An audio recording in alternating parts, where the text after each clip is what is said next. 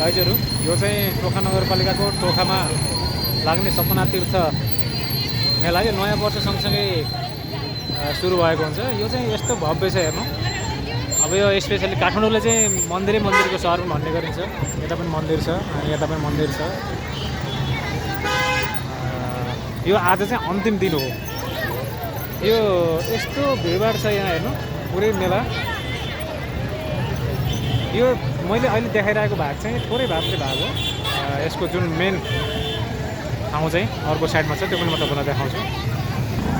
म यहाँ तपाईँहरूलाई देखाउँदै जान्छु, हेर्न सक्नुहुन्छ। भिडभाड छ एकदमै यहाँ चाहिँ।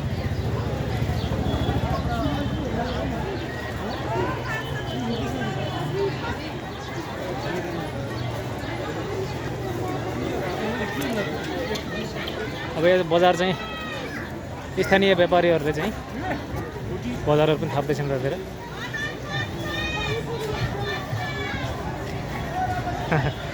एकदमै रमाइलो छ गाइज। तपाईँ देख्न सक्नुहुन्छ यहाँनिर। यहाँ अब स्थानीय परिकारहरूको पनि आइटमहरू देख्न सक्नुहुन्छ।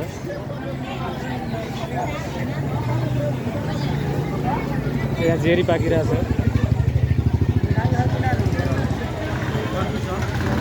एकदमै मिठो।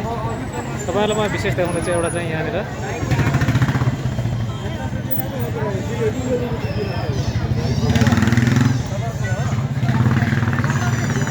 डिजाइन हेर्नु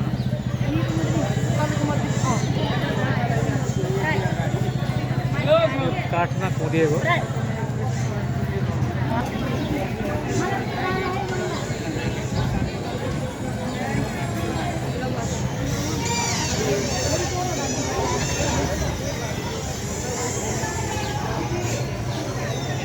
यो स्पेसली फेरि नेवारी आइटमहरू हेर्नु सक्नुहुन्छ यहाँ तपाईँहरूले। यो स्यापो मैचा भन्ने तपाईँ स्यापो मैचा होइन दिदी? हो स्यापो मैचा हो।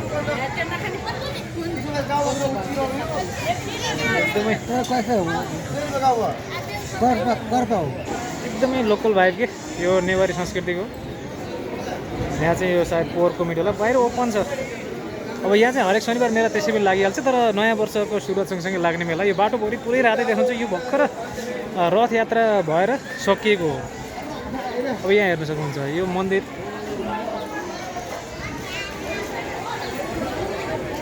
एकदमै भव्य छ।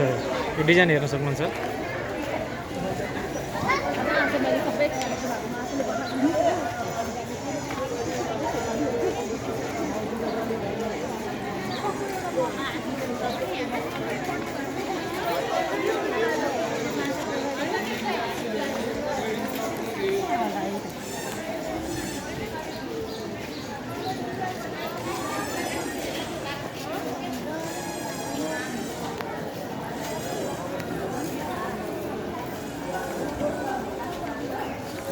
एकदमै भव्य छ। अब यहाँबाट हेर्नु न यो भ्यू यस्तो राम्रो छ। फुल फुलेर के फुल भन्छ यसलाई? बेगमबेली हो कि के भन्छ? यस्तो राम्रो।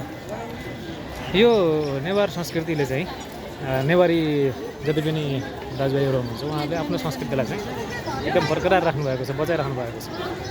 सबै आफ्नो आफ्नो जात जाति अनुसार आफ्नो संस्कृति बचाउन नेपाल संस्कृतिकै धनी देश हो कि।